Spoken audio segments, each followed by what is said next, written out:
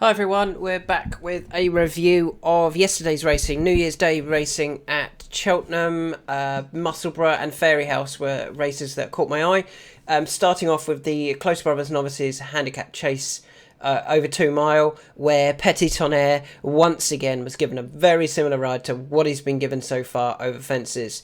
Dropped out the back, never got involved, never got close enough. John Joe O'Neill is not... They're not going for it yet at all on Petit Tonnerre. I think the plate is the target, isn't it? It must be the 2.5 mile chase. I suppose they could also look at the Josh Gifford, which is at Sandown now, or maybe a race afterwards at potentially Kempton. But the way they're campaigning him, as soon as he goes up to 2.5, he will go very close, and I think they will then give him a proper ride. Up until now, he's not been given a proper ride. That was again very, very gentle. Didn't ask him for much of an effort, and he finished fourth. I think, yeah, as I said, as soon as he goes over 2.5, we've all seen him, so he's not going to be a big price, but he will take all the beating when he goes up in trip finally. Moving on to the 130, the 3 mile 1 handicap. Very disappointing with this result here. We were on Inch House and we were against Stumptown. We were against Stumptown because running off 142, if he won, he wasn't going to get in the Kim Muir, which he'd finished second in last year. He's not going to get in the Kim Muir now. Yeah, he had the form. He had the form to win this race comfortably. Yeah, it was all about whether he actually wanted to. And the fact that he drifted from 3s to 5s, either everyone thought that he's not trying here, or even the connections were surprised to win it. Cloudy Glen wasn't good enough. Inchhouse just hung badly left. I don't think it was the best ride from John Joe O'Neill Jr. either. I thought he gave the front couple, I think it was, far too much rope at the front. It was the 2 7-year-olds that ended up finishing first and second. The other 3 weren't good enough. But yeah, I think, well, where's Stumptown going now? Is he potentially going for that a return to the Irish National? He pulled up in it last year. Does he want that farm? Does he want that far? I don't know what they're going to do with Stumptown now, but yeah, that was it was annoying because I thought that he was going to be one of my Kim Muir horses, but he's now ruined his handicap mark. With that in mind, unfortunately, maybe Inch House ends up in that, and we'll see. Moving on to the 145 at Musselburgh, the horse that kind of caught my eye here. Now, I'm gonna pick out two groups of connections that I think are doing a really bad job. I think the Harry Skelton and Dan Skelton, they are sending so many horses to so many races that look well handicapped. Yes, they're going to land a few, but they're also getting so many wrong, in my opinion. I think they're targeting the wrong races as well, so we didn't look at Willie the Builder here. Didn't think it was the right race for him. Went off 7-2. Clearly got ability. Went even money in the run. Finished 10th of 11. There is a race in Willie the Builder. I don't know what it is yet. I will have to have a look at his handicap mark next Tuesday and see if I can find a race. But then I'll find a race that suits. It'll probably be at somewhere like... There'll be a handicap at Uttoxeter that will suit perfectly. And they'll go and run him again at... maybe not Cheltenham, but they'll run him at a race that doesn't suit. Yes, they're going to get a few that go right, but they're also going to get a lot that are going wrong because I think they're running them in the wrong races. The other connections that I think have got so many of their horses wrong, which is a bit ironic considering I'm going to talk about a race in a minute where they do actually get the winner, it's the McNeil family. I think they're running so many of their horses in the wrong races. Interestingly, Butch shouldn't have won this race, but we'll come on to that in a bit.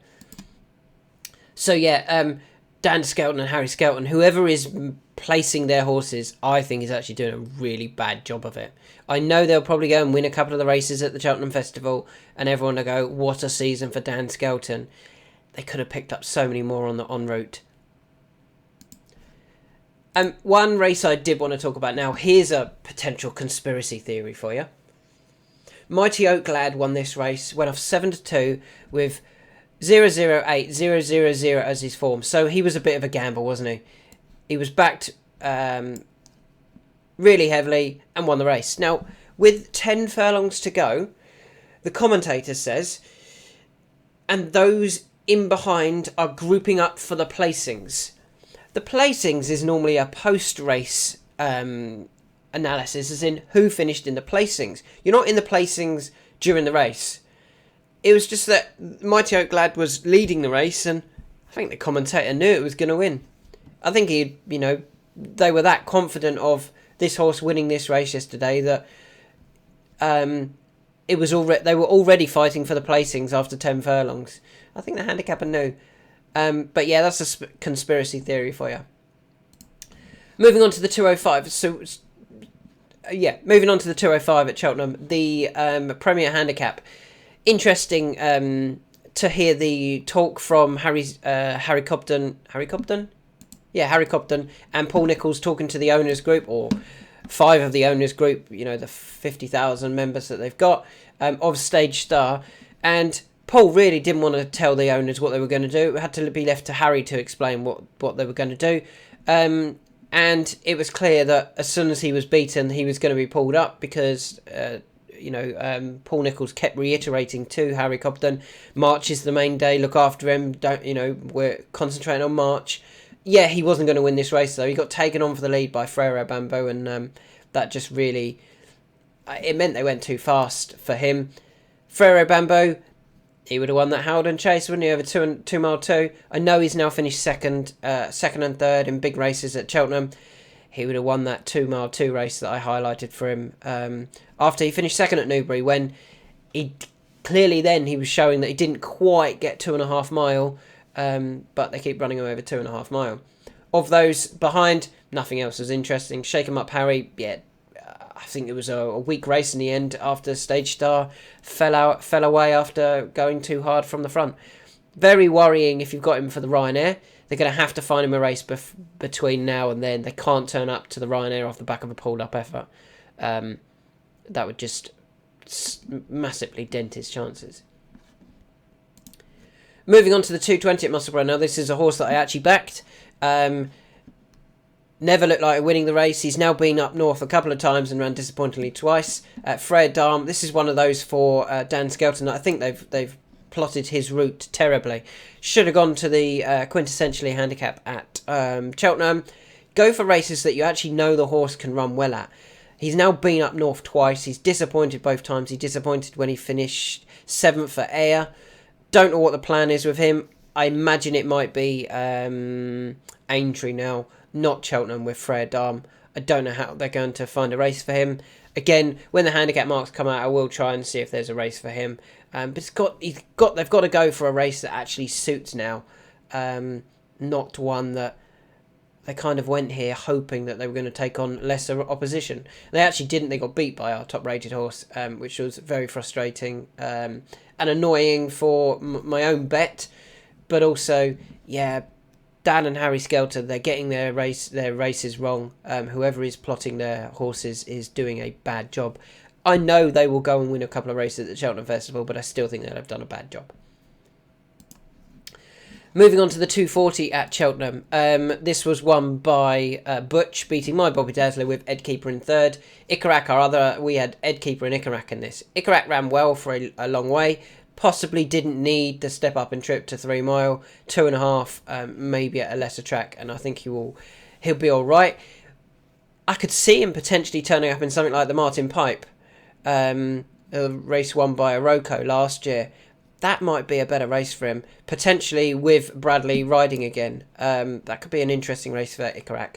As for the race itself, Ed Keeper should have won that. What's Sam doing? I hate it when jockeys are still on the ride or coming to the last. He made a mess of the last. He lost, 2 and a bit lengths? That's all he lost by. If he'd gone to that last and actually gone, right, let's go and win the race, gone 2-3 lengths up, made a mistake, he'd have been level. And it's not like he dropped away after making that mistake. He battled, he just couldn't pick up the 2 in front that jumped the last better. Hate it when jockeys come to the last still on the bridle. Ed Keeper should have won that. Unfortunately, he's going to go up £4 though for that, isn't he? Butch probably goes up 6, Bobby Dazzler maybe 2 or 3, and Ed Keeper will go up 4 off the back of that. it does demonstrate that I was, in my opinion, that I was right with that handicap that will work out well. So keep an eye out for Highland and, well, Highland. Keep an eye out for the second horse, Ho Jolie Smoke. And also, as I said, Simply the Bets. He's got to go over 2.5 over fences with Harry on board, and I think they would win a race with him. So, yeah, I was frustrated with that one. And finally, the last race I wanted to talk about was Bob Ollinger winning at the Grade 2 Beaters Marie's Rock, demonstrating that he's a 2.5 mile horse. His form over 2.5 mile is very, very good. I'm just going to read it out very quickly. 2.5 mile, he won at Navan, he won at Naas, he won at Cheltenham, he won at Gowran, he won at Punchestown, he won at Cheltenham. Okay, he was going to get beat, but he was going to get beat by Galopin des Champs. Nothing wrong with that. He was second to Home by the Lee. He beat Zanahir. He beat Marie's Rock. He's lost one race, Home by the Lee, beaten 2.5 lengths, and that came off the back of being messed about, trying 3 mile, then coming back down after having run in a Grade 1 chase. He then reverted back to hurdles finally. That was still a good run because Home by the Lee was rapidly progressing at that time. Yeah, he's a 2.5 mile horse. I mean, if they planned and plotted the route to the Coral Cup last year, he would have won that. As for those in behind, Marie's Rock, I don't know what they're going to do with that. I mean, some people felt that Marie's Rock could win a Stayers Hurdle or be challenging in the Mayor's Hurdle. Nope, no, I don't think she will. And Brewing Up a Storm will probably go and find that race at, Fontwell in February, win that again. And Strong Leader, I don't know what they'll do with that one. So there's a few thoughts from yesterday. Probably the main takeaway is Petit Tonnerre, as soon as he goes over 2.5, will win a race. I don't think Dan and Harry Skelton are getting their horses right in the right races. And probably Ed Keeper, maybe Ikarak if he turns up in a Martin Pipe.